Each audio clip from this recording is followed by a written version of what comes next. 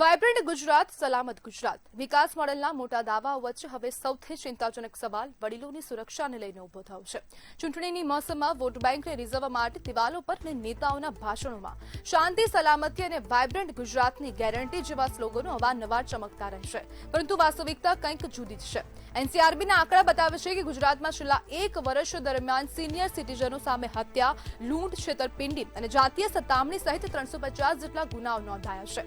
એટલે કે હવે એકલા રહેતા વડીલો ગુનેગારો માટે સૌથી સરળ નિશાન બની રહ્યા છે. સરકાર દ્વારા સીસીટીવી, નાઇટ પેટ્રોલિંગ અને વૃદ્ધ સુરક્ષા જેવી અનેક યોજનાઓના દાવા કરવામાં આવે છે, પરંતુ તંત્રની ઘોર બેદરકારી, જમીન પરની હકીકત કંઈક અલગ જ ચિત્ર રજૂ કરે છે. ગુનેગારોમાં પોલીસનો કોઈ ડર રહ્યો ન હોય તેમ એકલા રહેતા વૃદ્ધોને સોફ્ટ ટાર્ગેટ બનાવવામાં આવી રહ્યા છે, જેના કારણે વડીલોની સુરક્ષા હવે માત્ર ભગવાન ભરોસે જ દેખાઈ રહી છે. અને તંત્ર શું કરી રહ્યું છે, તંત્ર પેટ્રોલિંગ કરે છે કે કેમ, પોલીસ વિભાગ દ્વારા શું કાર્યવાહી થઈ રહી છે, તેવા અનેક મુદ્દા પર પ્રશ્નો થઈ રહ્યા છે. કારણ કે જે પ્રમાણે વડીલોની સામે ગુનાઓ નોંધાઈ રહ્યા છે, વડીલોને જે રીતે સોફ્ટ ટાર્ગેટ કરવામાં આવી રહ્યા છે, તેને જોતા સ્પષ્ટપણે લાગી રહ્યું છે કે વડીલોની સુરક્ષા હવે ક્યાંક ને ક્યાંક ભગવાનના ભરોસે છે. અને આજ મુદ્દે આપણી સાથે ચર્ચા કરવા માટે સામાજિક કાર્યકર્તા પૂનમ પાંચાણી જોડાઈ ગયા છે. પૂનમબેન, વડીલો સામે ગુનાખોરીનો ગ્રાફ સતત ઊંચો જઈ રહ્યો છે, શું કહેશો? દિવસે ને દિવસે ગુનાખોરી હું એમ કહું તો ચાલે કે ઘરદીઠ વધી રહી છે. કારણ કે નાની 6 મહિનાની બાળકીથી લઈને 90 વર્ષની વૃદ્ધા બી સેફ નથી. એની સેફટીની કોઈ જ યોજના નથી. કારણ કે દિવસે દિવસે તમે જોવો છો કે હવે સગીર દીકરીઓ ટાર્ગેટમાં હોય છે કાં તો વૃદ્ધા હોય છે. રિસેન્ટલી એક ક્યાંક કિસ્સો બન્યો હતો કે વૃદ્ધાએ 60-65 વર્ષની વૃદ્ધાએ લિફ્ટ માંગી એક છોકરા જોડે, એક યુવાન જોડે, અને યુવાને એને આડે રસ્તે લઈ જઈને એની સાથે દુષ્કર્મ આચર્યું. એ સિવાય નાની નાની બાળકીઓ, રાજકોટનો કિસ્સો લઈ લો કે નાની દીકરીનો એક યુપીના માણસે એનો બલાત્કાર કર્યો અને પ્રાઇવેટ પાર્ટમાં સળીઓ નાખી દીધો અને એની હત્યા કરી નાખી. એટલે આવા દિવસે દિવસે કિસ્સાઓ વધી રહ્યા છે. અને આ જે નરાધમીઓ છે એમનો જે કહેવાય ને કે એમના જે ફિતરત છે એ વધી રહી છે દિવસે દિવસે. એનું કારણ માત્ર એક જ છે કે એમને કોઈનો ખૌફ નથી, કોઈનો ડર નથી. કદાચ ક્યાંક ને ક્યાંક આપણા કાયદા પાછળ પડી રહ્યા છે કે પાછા જઈ રહ્યા છે, કે જેના લીધે આવા જે નરાધમીઓ છે, આરોપીઓ છે, એને પ્રોત્સાહન મળી રહ્યું છે. કારણ કે મારે તો રોજબરોજ કેટલી બધી બેન દીકરીઓના કિસ્સાઓ આવતા હોય મારી પાસે, સજેશન માટે આવતા હોય, કેટલી પીડિતાઓ આવે છે મારી પાસે. તેમને એક જ ડર હોય છે કે બેન અમે પોલીસ સ્ટેશનમાં ફરિયાદ કરી પણ અમારું સાંભળતું નથી, અથવા તો એની પહેલા ગુનેગાર હોય એનું કોક ને કોક ત્યાં વહીવટ થઈ ગયો હોય. તેવા દિવસે દિવસે કિસ્સા વધી રહ્યા છે. તો સરકારે કંઈક હવે આ અંગેની એવી યોજના કે એવા પગલા લેવા જોઈએ કે જેથી બેન દીકરીઓ, વૃદ્ધાઓની સેફટી માટેના કંઈક વિચારણા કરી શકાય, કે એમાં સ્ટ્રિક્ટ એક્શન લઈ શકાય. રિસેન્ટલી હું તમને વાત કરું તો હમણાં હું અબ્રોડ થઈને આવી, ફોરેન, આજે જ આવી છું પાછી.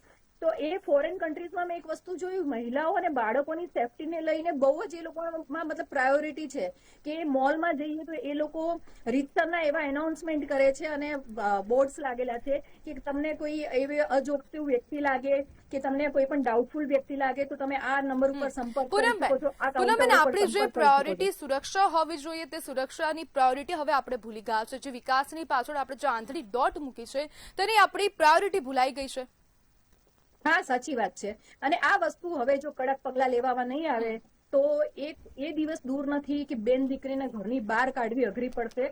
અને હવે તો એવું બની રહ્યું છે કે બેન દીકરીની સુરક્ષા ઘરમાં પણ નથી. એટલે વિકૃત મગજ આ મોબાઈલ ફોન છે કે સોશિયલ મીડિયા છે કે બહારી દુનિયા છે કે શું છે ખબર નથી, કે આટલું બધું લોકોને વશીકરણ કરીને એની વિકૃતિઓ વધારી રહ્યું છે, કે જેના કારણે આપણે બાળકીઓનો વિચાર કરીએ તોય આપણને રિસ્ક લાગે અને વૃદ્ધાઓનો વિચાર કરીએ તો પણ રિસ્ક લાગે. અને સરકારને મારી અપીલ છે કે ગલ્ફ કન્ટ્રીઝમાં જે સ્ટ્રિક્ટ કાયદાઓ છે બેન દીકરીઓના બલાત્કાર અંગેના, જાહેરમાં એને સજા આપવાના, એવા કંઈક અથવા તો એનાથી વિશેષ કે એને ઉપર કંઈક એવા કાયદા લાવો જેથી કરીને આરોપી આ વસ્તુમાંથી બચી ના શકે. અને આ જે કિસ્સાઓ છે બળાત્કારના હોય કે દુષ્કર્મના હોય, પછી બાળકી હોય કે પછી વૃદ્ધા હોય, તો એમની સાથે એને અટકાવી શકાય. અથવા તો એવા એમને આરોપીઓને સજા આપો કે જેના લીધે બીજા લોકોને પ્રેરણા મળે, આવું કરતા પહેલા 100 વખત વિચાર કરે. અને જો આવું નહીં કરવામાં આવે તો મને નથી લાગતું કે કોઈ પણ પરિવાર દીકરીને જન્મ આપવાનો વિચાર કરશે, અથવા તો જન્મ આપતા પહેલા 100 વખત વિચાર કરશે કે ભાઈ દીકરીને જન્મ આપવો કે નહીં.